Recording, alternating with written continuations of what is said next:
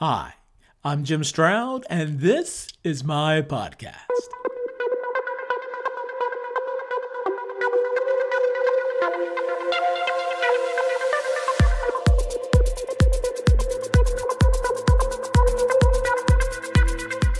Happy Easter Monday to some and a belated Happy Easter to others. I hope that all concerned were able to celebrate their risen Lord as best they could. During the Holy Week, I saw a lot of religious articles, videos, and memes related to Easter. One video that caught my eye was related to technology and religion, and it sent me on a long parade of thoughts and speculation, perhaps also inspired by the quarantine. Here's a clip from the video that I am referencing, and it went a little bit like this. The mark of the beast will be an end times identification required by the Antichrist in order to buy or sell, and it will be given only to those who worship the Antichrist. Many good expositors of Revelation differ widely as to the exact nature of the mark of the beast. Besides the implanted chip view, other speculations include an ID card, a microchip, a barcode that is tattooed onto the skin, or simply a mark that identifies someone as being faithful to the Antichrist's kingdom. The reference to the mark of the beast comes up often in tech forums, especially in relation to biometrics. Yet there was something that triggered my imagination when I heard this little bit. A barcode that is tattooed onto the skin. Now, I had heard of the possibility of digital tattoos a long while ago, but did not think we were close to anything resembling the mark of the beast mentioned in the book of Revelations. That is, until I did some research, and ooh boy, what I discovered made my jaw drop. So much so, I decided to produce this episode commercial free. Stay tuned for what will be a long stream of conscious thoughts and speculations, which I hope will also make you think. Part 1.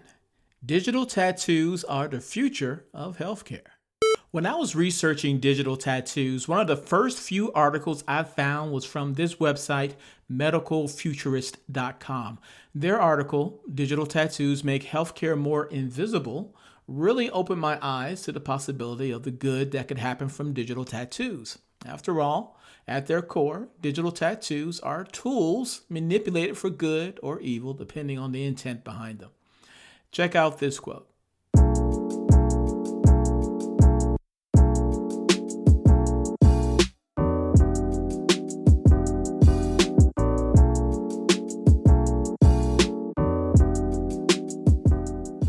With the development in 3D printing as well as circuit printing technologies, flexible electronics and materials applying the so-called digital tattoos or electronic tattoos on the skin for some days or even weeks became possible.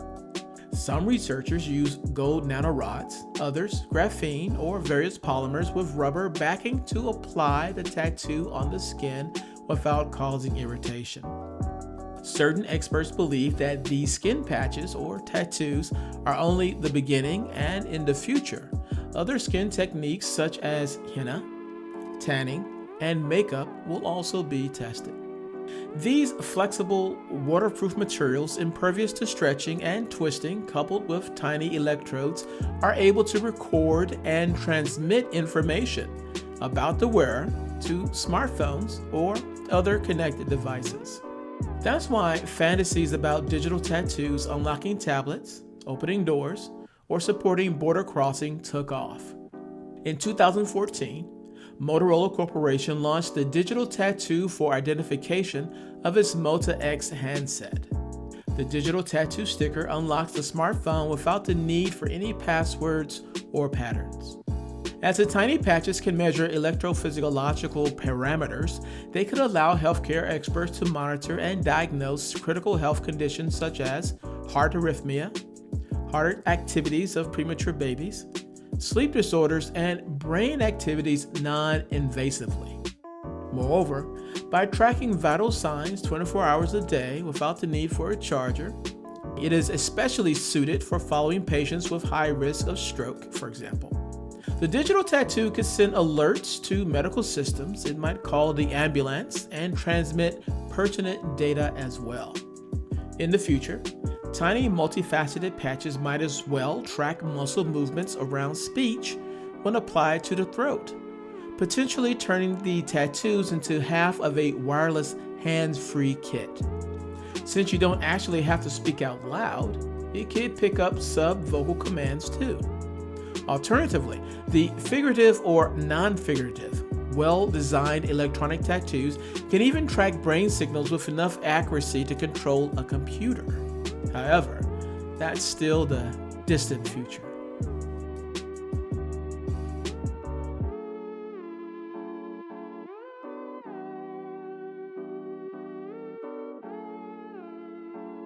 Back in 2015, nano-engineers at the University of California, San Diego developed a temporary tattoo that both extracts and measures the level of glucose in the fluid in between skin cells.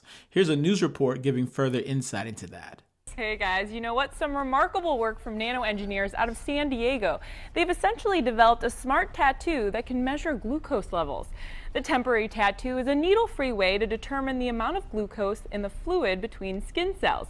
The sensor, with a pattern of electrodes, measures blood sugar levels using a mild electrical current. The nano-engineers at the University of California, San Diego say this proof-of-concept tattoo could be a breakthrough in non-invasive glucose testing for diabetes patients. Now, the flexible device can't give patients the full readout they need just yet, but researchers say that specific component is on the way and could eventually have Bluetooth capabilities. Now, with Bluetooth, the sensor would be able to send the glucose information directly to a doctor. The temporary tattoo could last for about a day, so they'd be disposable, but they only cost a couple of cents, so it's probably worth it. MC10, a company that develops silicone devices thin to a fraction of the width of a human hair, uses stretchable metallic interconnects and elastic rubber-like polymers to form complete powered systems that sense, measure, analyze, and communicate information. In 2016, MC10 marketed its BioStamp RC sensor, a waterproof Band-Aid-like patch that sticks to the skin and monitors movement, muscle performance, or heart activity. The tiny wearable even has a Bluetooth radio and a miniature battery. Wow. Now, that same year, researchers at Harvard and the Massachusetts Institute of Technology, MIT, developed color-changing digital tattoos within a project entitled Dermal Abyss, a bunch of biosensitive inks changing color parallel to how changes in your body occur. The inks can measure the concentration of glucose, sodium, and pH in the skin's interstitial fluid, which surrounds cells. Listen to this audio from Harvard University, which explains it a little bit further. Traditional inks are replaced with biosensors whose colors change in response to variations in the intestinal fluid. The pH sensor changes between purple and pink, and the glucose sensor between blue and brown. The sodium and second pH sensor fluoresce at a higher intensity under UV light. The dermal abyss creates direct access to the compartments of the body and reflects inner metabolic processes in the shape of a tattoo. It could be used for applications in continuously monitoring, such as medical diagnostics, quantified self, and data encoding in the body. And in 2019, Science Times reported that digital tattoos could be made from silk and a substance called graphene. Here's a quote from that article.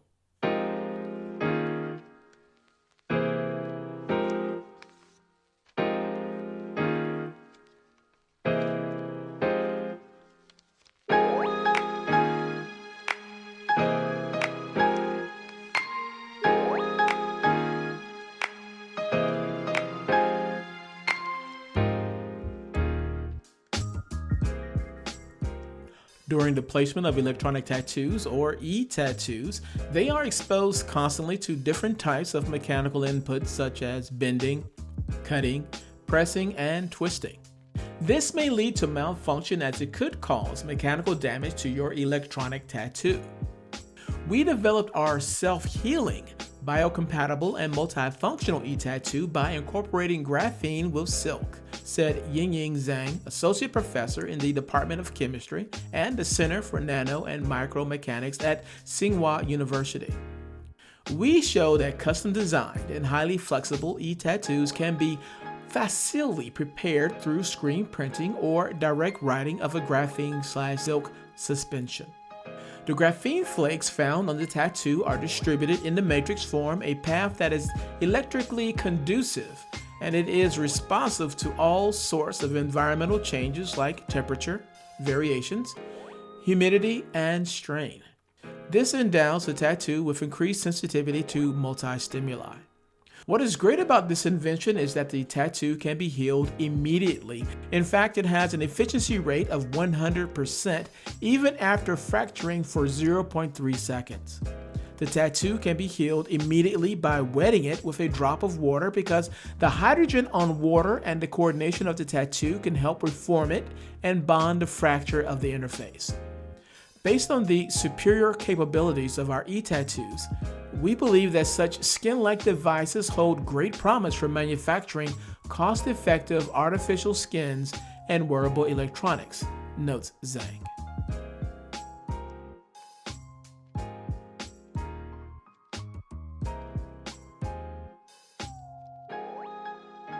Digital tattoos are able to collect data on our bodies. They are able to transmit that information, and in the event that they are damaged, they can repair themselves.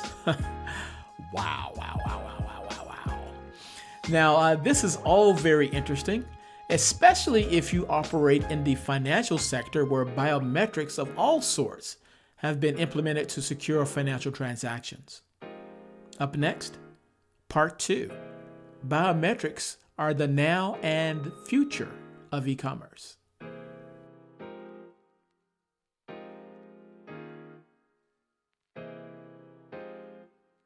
If you watch spy movies or any number of action movies, no doubt you have seen iris scanners. Basically, you look into a viewfinder, the computer scans your irises and validates your identity. Once your ID has been verified, you are allowed access into the top secret, super secret room. Now, what you might not have seen, however, is the use of vein technology. That's VEIN, vein verification technology, rather. Now, Barclays said it is the first bank globally to use vein recognition technology for significant account transactions, and they have been doing so since 2014. Listen to this quote from The Telegraph.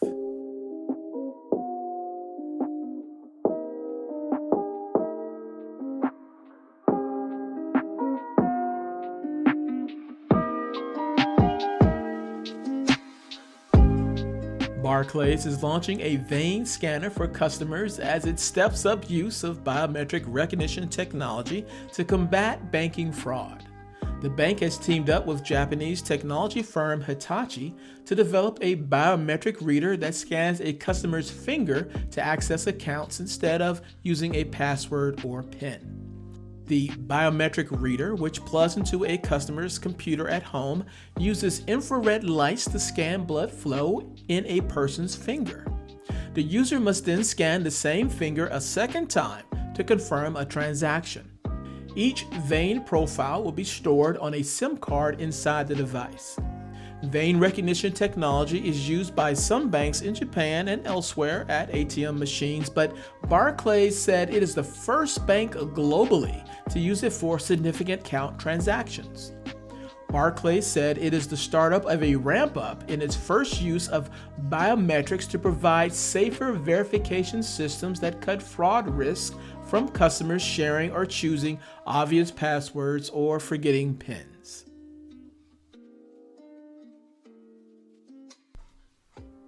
If all of that sounded cutting-edge technology to you, well, you are behind the times because all of that happened in 2014. Now, since 2014, has vein verification technology gone away?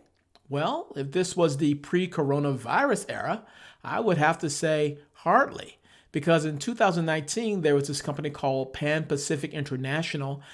They rolled out a new line of vending machines that use biometric verification to deliver age-restricted products. The SmartPan Pro beverage dispenser which is their product, used finger vein biometrics to confirm the age of registered customers, allowing for self-service with goods that previously needed to be stocked behind a counter, things like beer.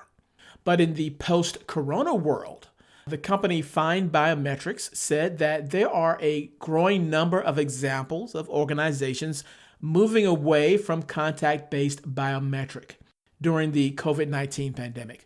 Now, government authorities in India and Pakistan were restricting the use of fingerprint scans for attendance tracking already in February.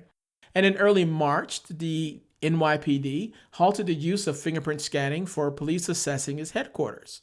Meanwhile, a high-tech burger shop in Silicon Valley went so far as to implement face and temperature scanning for customers, signaling the utility of contactless biometrics at a time of social distancing. End quote. Well, this is where my speculation begins. Digital tattoos can collect and transmit data wirelessly. Could it be that before long, people are required to get these tattoos for the sake of public health? It may sound far-fetched, but already there are signs of that mindset. Up next, part 3. Biometrics are the future of control.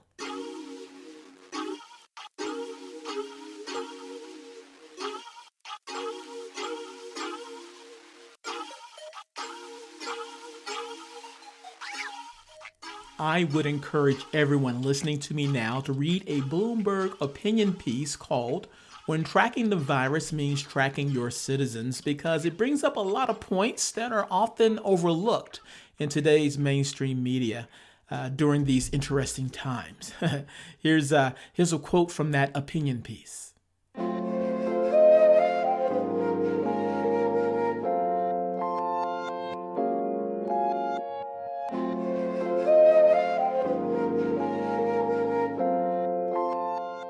Since the outbreak of the coronavirus pandemic, some democracies around the world have used technology to avoid having to impose draconian mass quarantines that were common earlier this year in China. That's reassuring, and it's also worrying, because the very strategies that can help fight a plague can also be abused once it's over. Consider Taiwan, where an electronic fence allows local police to make regular phone calls to everyone who is home under quarantine. If the citizen doesn't answer the phone, or rather if the phone is out of power, police come to the house within 15 minutes. In South Korea, the government constantly updates a website that tracks the movements of people who have been infected and issues alerts to the mobile phones of people in the geographic vicinity of an infected citizen. The Israeli government gained access to an archive of phone data to map the movements of infected people, then alerted those who had been in contact with them to self-isolate. Again, invoking these powers is reasonable during a pandemic. Once the pandemic is over, however, this kind of power can and probably will be abused. What's to stop a corrupt or merely unscrupulous leader from using such technologies to learn or even publicize the location of political opponents or dissidents? This is a genuine emergency, and that justifies a lot of things that would not normally be justified, says Jay Stanley, a senior policy analyst at the ACLU. But we have to make sure that these temporary powers do not become permanent in a way that hurts everybody else. When I read that article and looked more closely at the examples they cited, I shuddered to think of such draconian measures being enacted here in the United States. After 9/11, the FBI was given broad new powers to demand data from private businesses. And now, a dozen years later, both the ACLU and the Justice Department's Inspector General found that the use of that extraordinary power had become routine and unchecked. And because we did not learn from our history, we are doomed to repeat steps towards 1984. Listen to this news report that was very recent as April 13th, 2020. What if there was a bit of technology that could tell you if you were near someone who tested positive for COVID-19? Well, we've learned that technology is actually not that far away. And reporter Alexander Leslie is joining us now. We understand these are rival tech companies that are teaming up. Right, Apple and Google are working on a new app to help health officials. It would essentially alert users if they've been in close contact with someone who had tested positive for COVID-19, speeding up the process that our health officials call contact tracing. But right now, that process here is being done manually. Governor Gina Raimondo had asked Rhode Islanders to keep a contact notebook, so if they do test positive, they can trace who they've been in contact with and possibly have spread the virus to. Meanwhile, Apple and Google say their app would be voluntary and it does not track a user's location, but rather their proximity to others. The Trump administration has said that it will take a strong look at privacy concerns with this.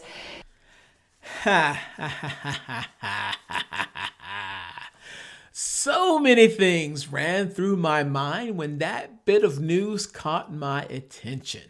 I'll just name a few points. 3 points. Point number 1.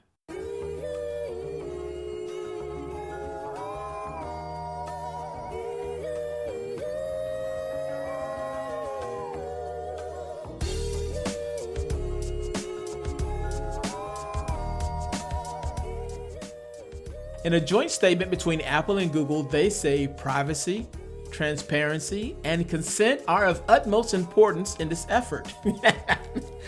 I'm sorry. Both pledging to publish information about our work for others to analyze and work with interested stakeholders to expand the app's functionality. While both companies repeatedly insisted that the tech will be opt-in and respect users' privacy and security, its eventual integration into the very operating system that runs the phones used by the vast majority of smartphone users is of great concern. No matter how secure data is supposed to be, it can always be hacked. And if not hacked, such data may be too irresistible for both Google and Apple to leverage for marketing purposes or some other competitive advantage later. But don't take my word for that. Head over to DuckDuckGo, my favorite search engine, and search Google Privacy Breach and see what you get. And once you're done with that, search Apple lawsuits privacy violations as well. Good, interesting reading there. Another point. Bluetooth technology is good. It's pretty good, but it ain't perfect. I imagine a lot of false positives with this app once it comes online. And just because your phone came within range of an infected person's device, that doesn't necessarily mean you got close enough to catch anything. And even then, the overall success of the app is going to be contingent on how many people are using the opt-in app at the same time you are. Third point. And what about when this pandemic passes? Since this contact tracing is in the operating system, that means that it's pretty much permanent and likely to be baked into future upgrades of the technology. How will it be leveraged then?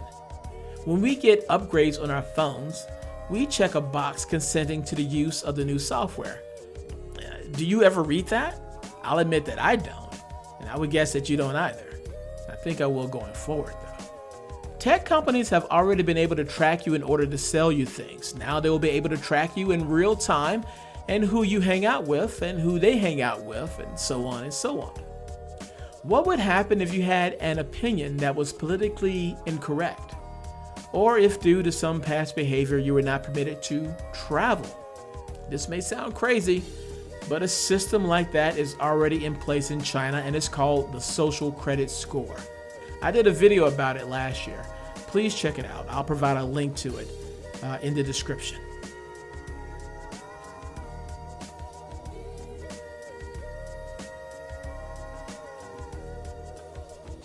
Digital tattoos are very advanced and can provide great benefit to our health. Since they can collect and transmit data, they are a logical replacement for the vein technology used by banks like Barclays.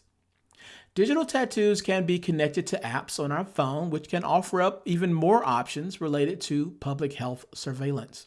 However, Despite the good these biometric advances represent, there is a long-term consequence to our privacy being overlooked. The app being developed by Google and Apple has the propensity to be a massive surveillance program and is being developed right in plain sight. The technological pieces for tracking individuals, tracking group interactions, and enabling contact-free commerce transactions is here today. The potential for massive population control, as described in the book of Revelations, the mark of the beast, seems to be a lot nearer than I may have suspected prior to this podcast. Of course, I could be wrong. I hope I'm wrong. Only time will tell for sure.